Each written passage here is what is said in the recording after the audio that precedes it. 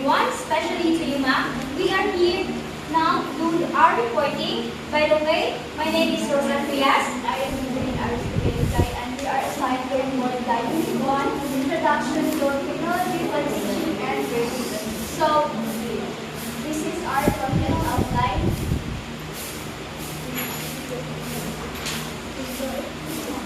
So first, we are going to tackle about the ICT competency standards for Philippine pre-service education, then understanding the basic concepts in ICT and rules of ICT teaching. So for our objectives, everyone please read.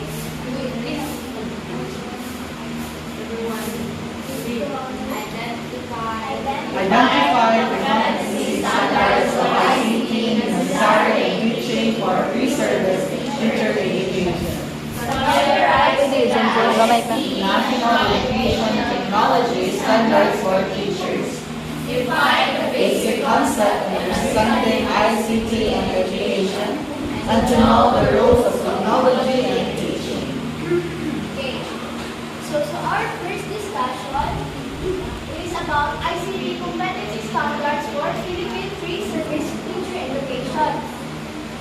So we have here 7 domains of competency standards for pre-service teachers. So in the first domain we have the understanding ICT policies, then curriculum and assessment, then pedagogy, technology tools, organization and administration, teacher professional learning, and teacher disposition. So we are going to tackle first the domain 1, which is understanding ICT policies. So in the first competency, demonstrate awareness. So the teacher here must demonstrate awareness. They must be makaibaw sila unsa ang mga guidelines, ang mga policies in using ICT sa kanang educational setting. Then comply in 1.2, comply the ICT policies as they affect teaching learning environment. So they must follow kung unsa to ang mga regulations in using the kanang ICT in the classroom. Then contextualize ICT policies to the learning environment. So we must consider kanitan sa kanang lahi-lahi ang policies kung ang kanang mag-integrate o kanang ICT sa rural o sa urban.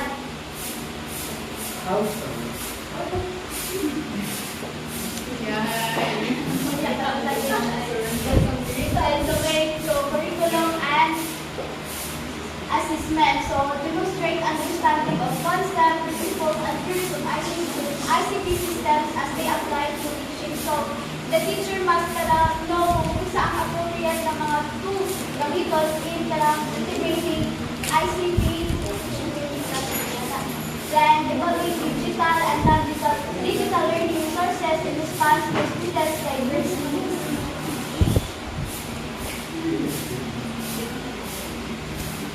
Then develop digital learning resources to enhance teaching, learning. Then 2.4, use ICT tools to develop 21st century skills, information media and technology skills, current skills, and effective communication skills.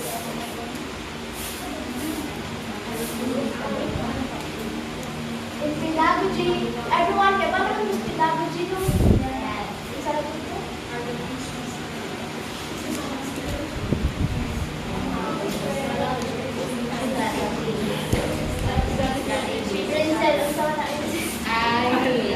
Allow me to grab my Raya. Wait, no, paano ito?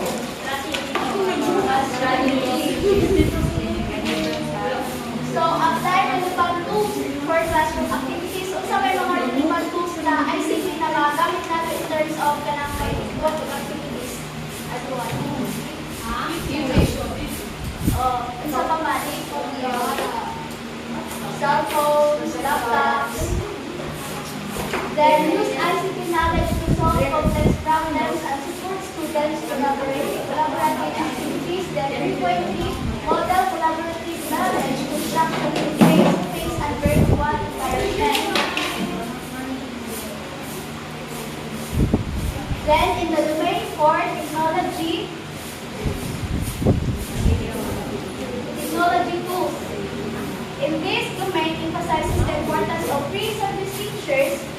becoming proficient in using various ICT tools for educational purposes. It goes beyond simply understanding the tools. It focuses on how effectively integrated ICT to the educational setting. So first, the 4.1 demonstrate competence in that. To continue the report of Waverly Daily Guys, so we will now hear on online digital tools and apps use an internet connection. So we say the online digital apps is a software application or the online platforms that use internet connection for it to functions. So for examples ang common na examples is ang Skype. So, ang Skype is an example, usa siya ka-example sa online digital. Kaya nga naman na, usa man siya ka-example. Kaya it's because ang Skype, dili siya kuganang may internet. Dili ka mag-video call. Also, the messenger. Dili sa ka-video call kung wala internet. So, di ba? Messenger, Instagram, Skype, Facebook also. Facebook? Yeah. Hello. Ito, okay. Oh, sige. Mag-live daw, mag-live. Sige. So, mag-guess mo sa online digital apps? Yeah. So, next is, kung dahil online, syempre, na po offline. So, Sophia, can you read? Offline digital tools and it includes Canary Learning. It allows offline access for students to write homework and for teachers to grade it.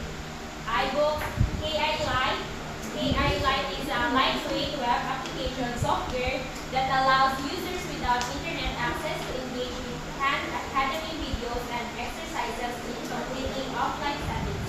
Okay, thank you for reading, Sophia. So, can we give a clap for Sophia? Tampak sa bawat ng basa. So, ngayon tag offline class, it is a software application or platforms that doesn't need internet connection for it to function. So, usa na siya ng mga software application or mga platforms. So, kana is, unsa? Online class. ang example na yung class, kay kana galing taking notes. Di ba, pag mag-notes mo sa phone, kay bisag wala internet connection, kay pwede ra. Yes, Sophia? Merriam-Webster. Hindi, kasi pa kay kanang... Oh, yes! Word the app. Thank you. Si Christine, sakto. Kanang mag-edit ka o kanang document. Di ba, dili na siya need o internet connection. So, next is instructional technology. Can you read, Rudy? Instructional technology is the use of technology to enhance and support teaching and learning. It encompasses a wide range of tools, resources, and strategies that leverage technological advancements to create engaging, effective, and accessible learning experiences. So, instructional technology. So, yung is advancement. But here in the Philippines, we are not really advanced. So, but in other country or maybe in US, they use touch screen. Di ba? It's mag-use sila na very interactive sa class. Yes, especially Yeah. Next is, so guys, are all class? Yes. Okay, next is software. Can you read about what? Software.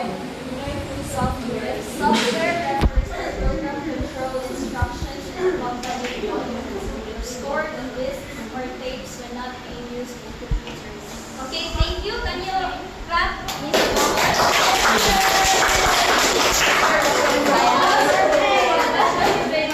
So, ang software class kay ang mo ni siya ang intangible instructions that tells the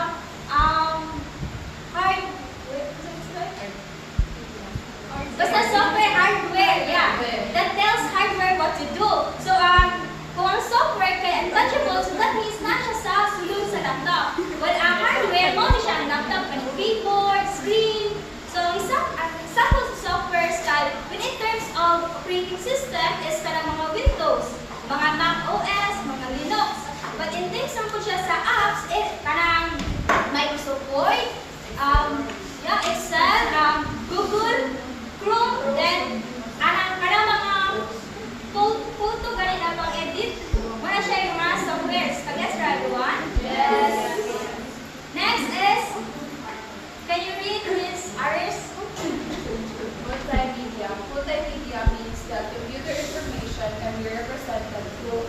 audio, video, and animation in addition to traditional media. Okay, thank you. Can you give a clap for Aaron? So when we say multimedia, it is a content combining with the audio, mga images, mga video, mga graphics. Wala siya, ang content, imo siya combinan o gain like video, audio, mga images. Actually class, kanito multimedia, it is very advantage for the visual learners. Ano ang advantage na siya? Kaya it's because ang visual learners, pagkita pa lang nila, makabaw sila dayon. So pag mag-add ang teacher o mga inana sa iyang PowerPoint presentation, ang bata na visual learners, maka-learn sila. Can you understand mo, class? Yes! Okay, next is the internet. Can you read, Angela? Internet. Internet is a massive network of networks and networks infrastructure. It is generally defined as a global network connecting millions of computers. Okay, can you give a graph? So when we say internet, it is a global networks of computers na interconnected. Ang internet kay global of interconnected computer networks. So to allow kanang users to share ideas, mag-communicate with each other. So, have you noticed ba na pag wala internet kay dili mo maka-access sa any sites, any mga platforms? Kaya tungkol wala internet. Kaya it's because we are also a user of an internet. Understand, right, everyone? Yes. Do you have any questions? Okay. Now let's move forward. Can you read, Renzel? Of course I can read. Okay, web access. When we say web access, it is the ability of learners to access the internet at any point during the lesson in order to take advantage of the array of available education resources. Okay, very good. Thank you. Can you give a clap, Renzel? So what it will access class is, for example, si teacher nag-lesson there sa front. Then, i-allow niya ang students na mugamit og internet. So, ang katong link na ilang i-access mo to siya ang tawag na web access. Like www.ph.edu.gov.com muna siya ang web access. Understand, ra? Yeah. Then, next. Can you read, Rena?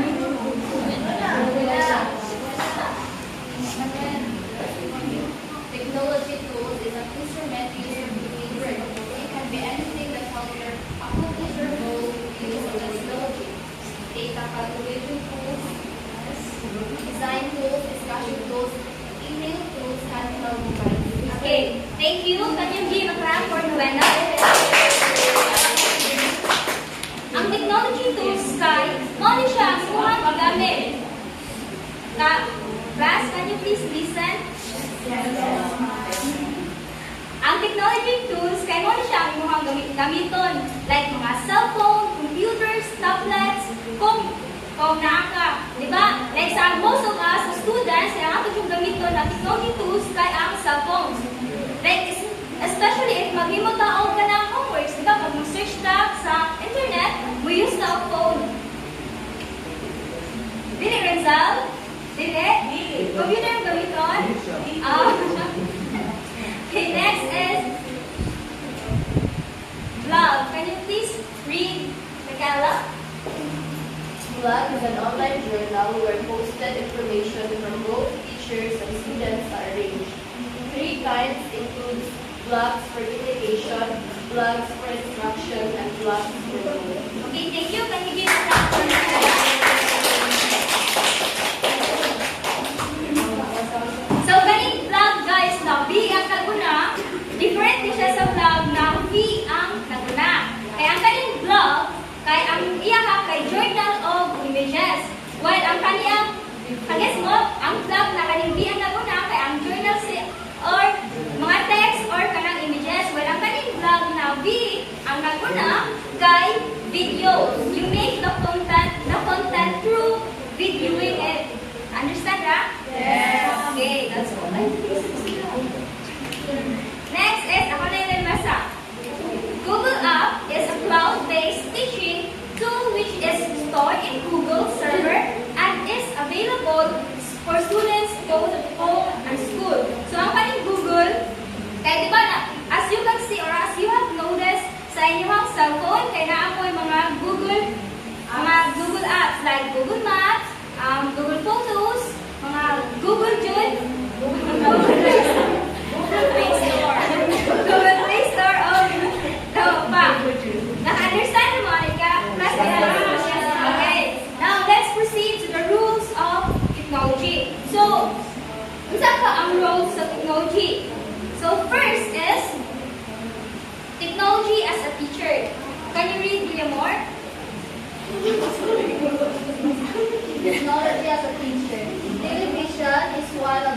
dominant and vulnerable example of technology even before the students started the formal schooling. It provides vast and immediate information to all ages. Information ranges from current events, new and flash reports, history channels, science and mathematics, arts and culture, sports, general information, and among others. Here are the examples, YouTube and radio. Okay, thank you for reading the remark. So, technology as a teacher. So, as you have noticed, in this generations, ang bata, isang wala pa siya nag-eskwela, kabaw na siya mag-ABCD. Nagbatay ba mo, ano makabawan siya? Kaya it's because of watching television. Ang hilis na magkano, Coco Melon. Diba? Hilis na magkano na. So, isang wala pa sila nag-eskwela, makabaw na sila. And also, most of the children now is, they know how to speak English, even if wala nagtuto nila. I know someone na isang 4 years old na sila, pasiya, very fluent na siya mag-speak of English. So ako, katong bata, katong ako pa ko itati ko mag-English, kaya wala TV. Kaya mo to, nag-ask ko sa yung parents, o nga to dahil na, hilig man siya mag-speak of English na, di sa yung mama mo ko to, kaya wala to rin nagtutulukan, English ang bata. So nag-ask ko sa yung sisters, na mo to rin sila, kaya tungkol to kung hilig siya magtanaw television, o hilig ko siya magtanaw o cellphone.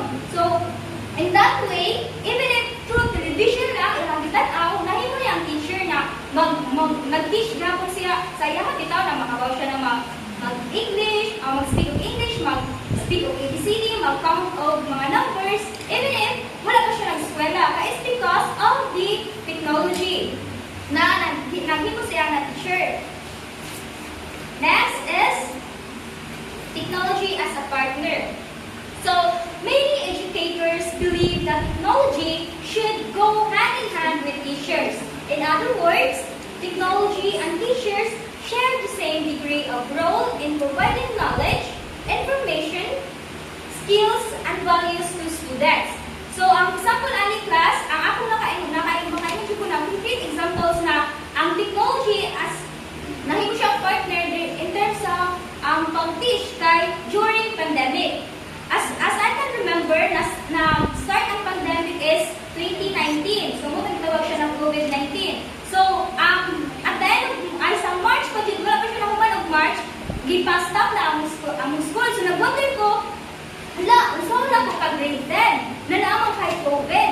So, pag-grade 10 na ako, ang teachers find a way to teach ang students even if there is a virus or there is something na nahitabo sa kanang palibot environment nato na dili siya maiwasan. So they use technology to still teach the students nila. And most yun sa kanang mga barangays, kanang mga remote area kay ilang gamiton kay modules. Modules lang gamiton kay because they don't have any internet connection, but in sa lungsod na part or kanang maka-access na og internet connections kay mag-use gyud sila og technology, especially sa college yun kanang tertiary education. Very common sa ilahan na pag mag-teach ang ilahang teachers kay through Google Meet, mag-Google Classroom sila. So even if there is a virus na nahitabo, na-continue gyapon siya ang education. Understand mo? Yes. Okay. Next is technology as a support. So in this role, technology supplements or supports the bigger role of teacher in the teaching learning process. So very common is sa mga elementary soon to be teachers na ang bata mainganyo kung ang PPT na present sa teachers kay kanang ganay mga graphics, na mga animation kay mura sila malingaw na hala na nagsayaw-sayaw, hala na ay naglakaw-lakaw nila or na nagsuwat-suwat sa television na siya. So also ang technology nag-support pa siya sa teachers in terms of making PPT sa Canva.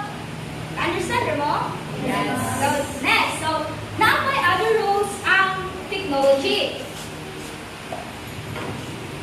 as a medium of communication. So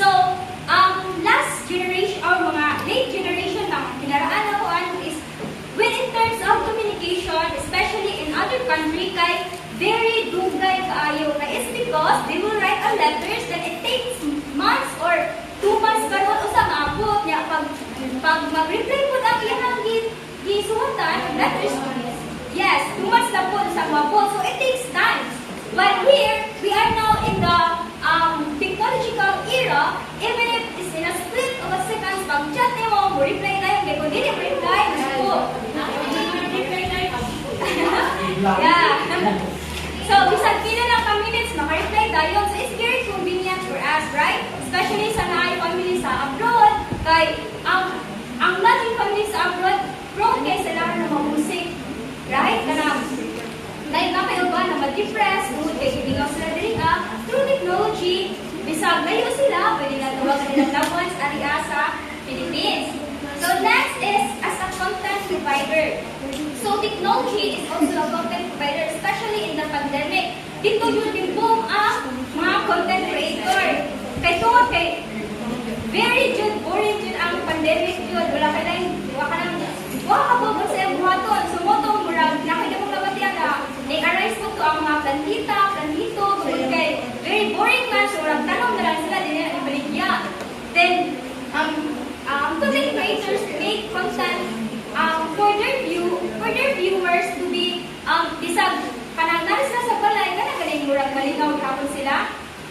So usa po na siya sa rules of technology. Next is networking. So ang networking class, especially if kanang dili ka nagtrabaho sa Philippines nya ang imong boss kana sa other country, so you can do a virtual meeting lang karon. So it is also very convenient siya bisag lagyo ang iyong mga boss. Next is as a means of microstrategy. So ang microstrategy is you can use microstrategy if you have only small group of students na, like for example sa Google Meet niya, gamay na ng students. So pwede mo mag-Google Meet na lang mo kay gamay naman or parang walay time. So some teachers use Google Meet. Then as a means of microstrategy. So we have last sem we have a teachers na if di siya makamit sa amo, instead na siya ang mupugos siya para sa classroom mo, ang iyang buhaton is kanang mag-video na lang siya sa iyong pagalingon. So that is a micro-teaching strategy where instead na ikaw mo ato, imo lang video ng imong pagalingon na nag-teach gihapon ka, but imo lang siyang video. Even if kanang kanang tulo mag-book imong sections, very convenient siya kay same ra imong isulti kaya mo lang siya isend a video. Hindi na ka mag-upload ng sulti. So understand mo everyone? Yes. Okay. That's all for my report. So here's our references.